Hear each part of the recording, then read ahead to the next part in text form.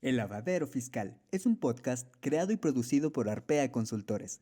En este podcast, no te enseñaremos aquello que imaginas, te ayudaremos a informarte de aquello que nadie nos explica cuando crecemos, los impuestos, y podrás hacerlo mientras tomas un baño, te tomas un café, estás en el tráfico, en la oficina o en cualquier lugar.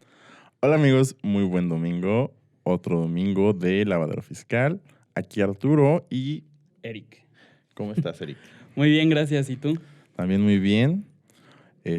Bueno, pues esta semana vamos a hablar vamos a empezar un serial de capítulos acerca de algo que nos estuvieron preguntando a algunas personas, que fue sobre personas físicas. Sí. Es un tema súper extenso en la ley. Hay un montón de artículos y no solo son los artículos que todos podemos ver, sino que también hay A, B, C, D, etcétera. Sí. Entonces, lo vamos a ir tratando como de manera muy general. Obviamente, y como ya se los hemos dicho anteriormente, si tienen dudas muy específicas, sí les sugerimos una asesoría con su contador de confianza. Pero bueno, va a ser la generalidad. Ajá. Sí, a veces podemos estudiar únicamente el tema de ingresos por sueldos y salarios, por cuando emites facturas, cuando rentas, pero en realidad existe una cantidad enorme de tipos de ingresos que las personas físicas podemos obtener. Sí, bastantes. Ahorita prácticamente va a ser un trapote el que vamos a lavar. Digamos que es una colcha. Entonces, vamos a irlo dividiendo en pequeñas secciones. Y lo primerito que tenemos que saber es, ¿por qué tienes que pagar impuestos siendo una persona física? Entonces, este punto no es tal cual que tengas que pagar impuesto, pero sí me parece importante aclararlo. Si tienen préstamos, donativos o premios mayores a 600,000 pesos, en lo individual o en su conjunto, ¿esto qué significa? Si tienes dos préstamos, por ejemplo, uno de 300,000 y uno de 400,000 pesos, este es en el conjunto, tienen que informarlos en la declaración anual. O sea, están obligados a presentarla y eso de todas formas lo vamos a ver en otro capítulo posterior, pero es importante que lo sepan. Pero bueno, como personas físicas tenemos que pagar impuestos hasta por tener ganancias en monedas de otros países. Sí. La famosa fluctuación cambiaria. Entonces, hay varias cosas. También, por ejemplo, ¿sabías que si tienes gastos que tú haces a nombre de una empresa, pero no le has facturado a esta empresa los gastos, te los pueden considerar a ti ingresos? No, es el famoso reembolso de gastos o Ajá. reembolso de comprobación de gastos. Y sí, a veces creemos que no pasa nada por ser un gasto no deducible, un taxi o algo así. Ajá, exacto. Pero, pues, al fin de cuentas, se debería considerar como un ingreso.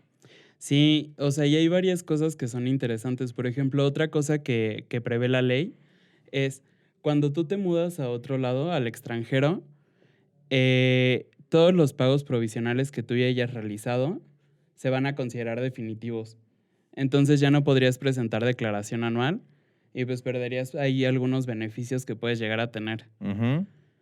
Estos ya son temas un poquito más técnicos, pero pues bueno, también, obviamente, si saben que se van a ir al extranjero, no es como que pueden olvidar aquí su parte fiscal. Tienen que darle aviso al SAT y pueden marcharse a gusto. Sí, justamente esa era la parte que iba a tocar, el tema de no es únicamente irte al extranjero y ya te fuiste, Sí. te casaste y te fuiste a vivir a otro lado fuera de México, sino que si tienes obligaciones fiscales, tienes que darle aviso a Hacienda de que te vas del país. Exacto.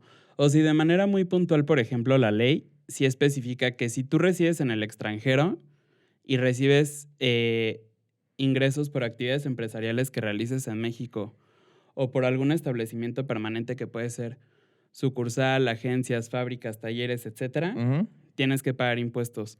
Y si eres residente en México, vas a tener que pagar impuestos por todos los ingresos que tengas en efectivo, en bienes, en crédito, servicios o de cualquier otro tipo, dice la ley.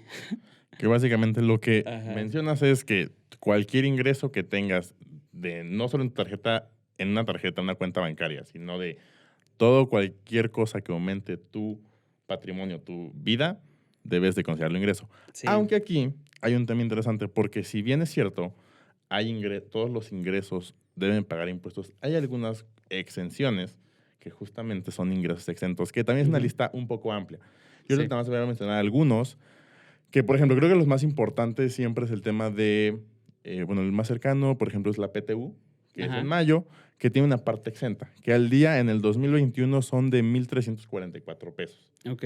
Que se maneja UMAS, que la UMA es una unidad de medida y actualización, que fue la que sustituyó al salario mínimo.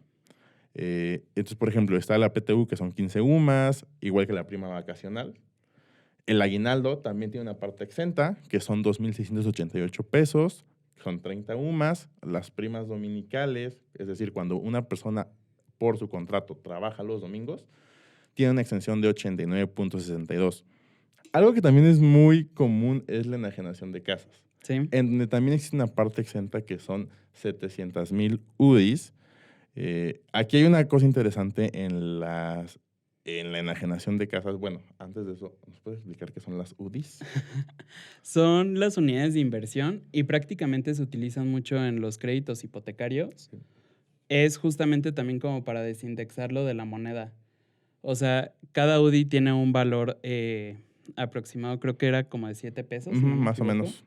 Entonces, pues prácticamente es para que tú no tengas que calcular todos tus créditos en pesos, que puedas hacer en UDIs.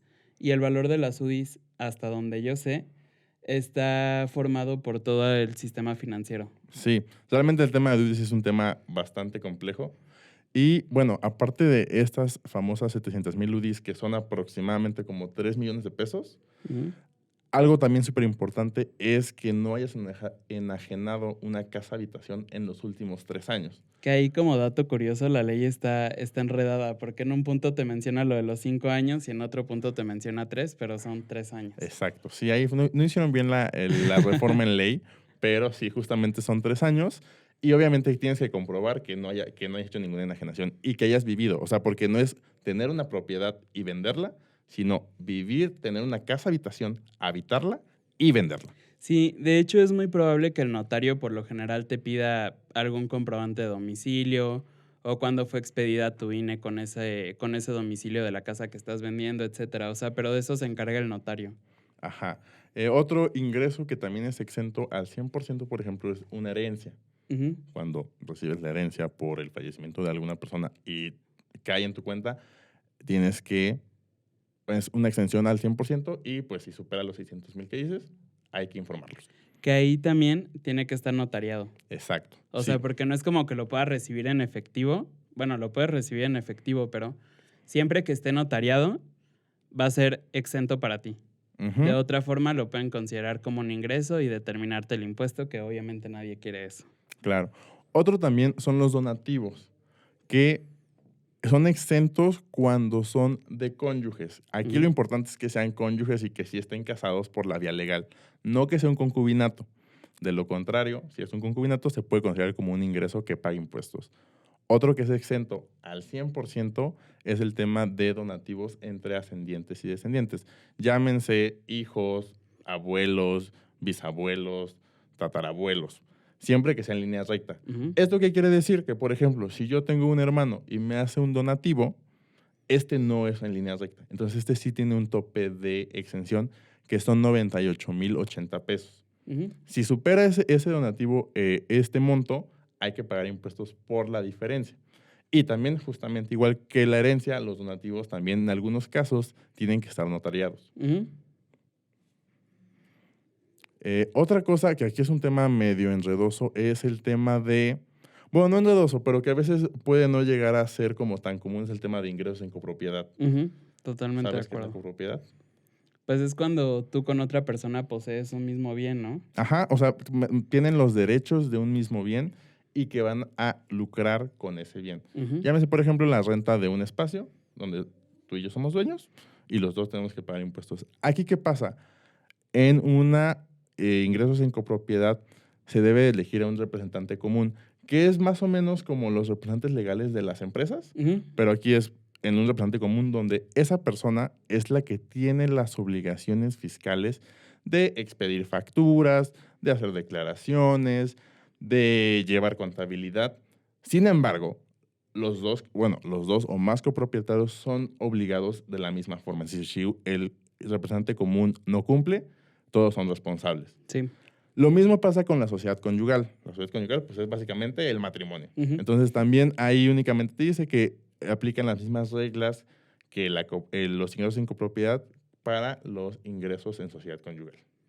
Sí, digo, esto realmente no es tan usado, como bien decías, pero de repente puede pasar, y pasa mucho, por ejemplo, de que la abuelita les dejó una casa a todos los hermanos, Ujú. y entonces todos los hermanos deciden, por ejemplo, justo ahorita en Airbnb, ponerla en renta o cosas por el estilo, y entonces a ella tienen que darle un tratamiento fiscal distinto para estos casos en específico. Exacto. Y pues bueno, no todo es miel sobre hojuelas. Sí. Aquí viene un tema que me gusta mucho, mucho, mucho, y de hecho cuando doy clases lo platico con mis alumnos, que es la discrepancia fiscal. ¿Sabes qué es? Mira, en términos así rápidos, lo voy a decir, es cuando tienes más gastos que ingresos. Sí. Esto nace, ya saben que yo siempre soy un teto y me voy para atrás, pero esto nace en 1978. Y prácticamente nace porque ya lo estaban implementando en otros países y lo quisieron adaptar a México. Pero anteriormente nada más, o sea, como estaba en la ley en el momento en el que nació, fue la diferencia entre gastos e ingresos, Ujú. que básicamente es lo que tú nos acabas de decir. E inició como un artículo transitorio, o sea, no planeaba quedarse en la ley. Iba a ser nada más como algo de ciertos años y después lo iban a quitar. Y aunque lo publicaron en 1978, comenzó su vigencia en 1980. Desde ahí ha ido mutando Sí. hasta llegar a lo que tenemos hoy, que es una de las facultades de comprobación de la autoridad. Aplica únicamente para personas físicas, o sea, no aplica para las empresas, aunque obviamente el SAT tiene también formas de saber si tienes ahí diferencias. Y prácticamente ahora sí te definen mucho el que consideran ellos erogaciones, que es la palabra que utilizan en la ley, y es solamente el término más pro, el tecnicismo, Ujú. para decir gasto. Entonces, consideran erogaciones los gastos que hagas, las adquisiciones de bienes, depósitos en cuentas bancarias, Ujú. depósitos en inversiones financieras y depósitos en tus tarjetas de crédito. Que justamente aquí la discrepancia fiscal es como a la inversa, porque justamente estás hablando de ingresos Sí, que estás teniendo, más no que estás declarando. sí, pero justamente ahí lo que hacen es que estos te los consideran ingresos y si no puedes comprobar que el depósito que hiciste en efectivo en el Oxxo, perdón Ya por un la golazo, marca. ya un golazo. Oxxo patrocinanos. Sí. El depósito que hiciste en efectivo en el Oxxo fue porque tu mamá te lo dio y tú fuiste a depositarlo a tu tarjeta para pagar el Spotify, por ejemplo, Ujú. pues ahí ya tienes una discrepancia y te van a tener que calcular el impuesto. O sea, es un tema muy interesante porque al final, como bien lo vimos la semana pasada, desde nuestro punto de vista, obviamente, contadores, todas las personas necesitan un contador, Ujú. pero me gusta mucho este tema porque justamente te hace notar que sí necesitas un contador, o sea, porque cosas tan sencillas como un depósito en la tarjeta de crédito te lo pueden considerar ingreso. Sí, que justamente aquí va como una relación de todo. En el tema que hablábamos hace unos episodios atrás de los famosos 15,000 pesos, que las instituciones, si superan esos 15,000 depósitos en efectivo, le avisan al SAT, más que empieza a tener depósitos en cuentas y que empieza a gastar más de lo que declaras o de lo que te retienen, es algo que lo hemos visto en la práctica. La gente dice, yo nunca voy a caer en discrepancia, pero es lo más sencillo en lo que una persona física puede caer. ¿Por qué? Porque siempre es que, pues que vendí alguna cosa por internet y no lo declaré, porque no sabía, guiño, guiño, que tenía que declararlo. Entonces, es súper sencillo y creo que es una facultad de comprobación de la autoridad más fácil que tiene y más, o sea, que es muy rápida porque siempre, más bien, es casi imposible que le puedas comprobar cuando es un ingreso que sí, por ejemplo, es un ingreso exento.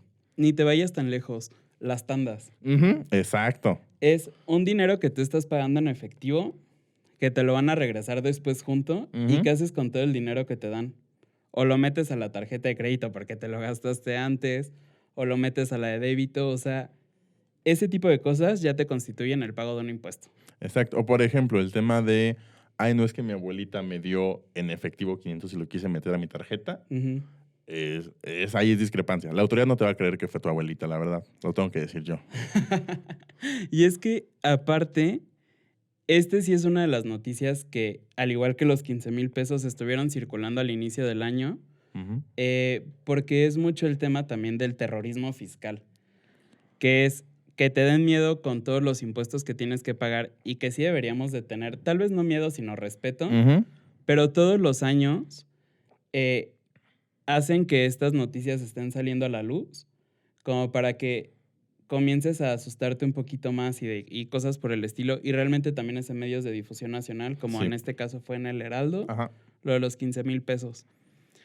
Entonces, bueno, en términos generales, y ya nada más como para concluir un poquito con este tema que la verdad nos da para otro episodio sin problema alguno, va a ser considerado esto para las personas físicas que no estén inscritas en el Registro Federal de Contribuyentes, para los cuates RFC, para las personas físicas que estén inscritas en el RFC pero no presenten las declaraciones a las que estén obligadas, Ujú. para las personas físicas que declaren ingresos menores a los gastos que tengan en la declaración anual, y para las personas que estén en el régimen de sueldos y salarios, van a considerar como los ingresos los que hayan declarado los patrones o retenedores. Entonces, digo, aquí está interesante este tema de verdad, o sea, sí me gusta y le debo ahí el gusto a un mentor que tuve. Ujú. Pero bueno, prácticamente es eso. Y creo que con eso ya lavamos la colcha de esta semana, porque no fue trapito. Sí, no, y creo que nada más, o sea, para cerrar antes de la recomendación que me toca a mí esta semana, es el tema de cosas tan sencillas como el no presentar una declaración cuando tuviste algún ingreso, un donativo, una herencia, una venta de casa habitación que estuvo exenta. El no presentarlo también te puede llevar una multa. Sí. Entonces, aquí lo importante es, si tuvieran este tipo de ingresos atípicos, porque no es como que cada día yo venda una casa, Ujú. se acerquen con su contador, se acerquen y vean si tienen la obligación de presentar su anual, porque es nada más literalmente, hay un apartado en la declaración donde son datos informativos. Sí. No te generan ningún impuesto, pero hay que informarse, lo va haciendo, decir, ok, justamente en la revisión de tus ingresos no consideran esos ingresos.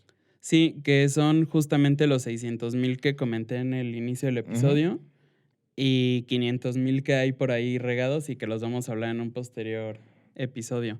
Y nada más como dato, ¿sabes de cuánto es la multa por no presentar la declaración anual? No, sorpréndeme. Es de aproximadamente 17,000 pesos. O sea, digo, puede variar, porque ya ves que las multas las Hay un ponen umbral. como en rango, pero 17,000 pesos por no presentar una declaración te sale al final muchísimo más caro. Exacto. Entonces, es recomendación rápida. Y la recomendación para el Ajá. siguiente trapito no va a ser sobre el tema de impuestos, ni finanzas, ni economía. Es sobre un podcast que yo escucho, que la Ok. verdad habla mucho del tema espiritual, que justamente a finales del 2020 y este 21 he empezado a conocer. Y es sobre un comediante, estandopero, que se llama Ray Contreras, se llama Amigos Imaginarios. Y el episodio que me gusta es el último que publicaron, que es el número 24, que es el de Vulnerables.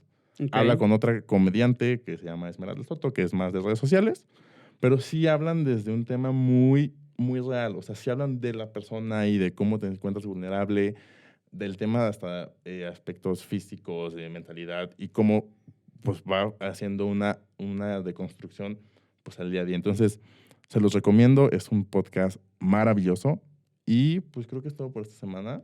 Ok, pues sí, yo tampoco tengo otro tema adicional. Entonces, yo soy Eric Yo soy Arturo. y esto fue Lavadero Fiscal. Nos vemos. Bye. Gracias por permitirte este rato para mejorar tu cultura fiscal en este lavadero. No te olvides de seguirnos en nuestras redes sociales como Arpea Consultores y en nuestra página web www.arpeaconsultores.com. Nos escuchamos el próximo domingo.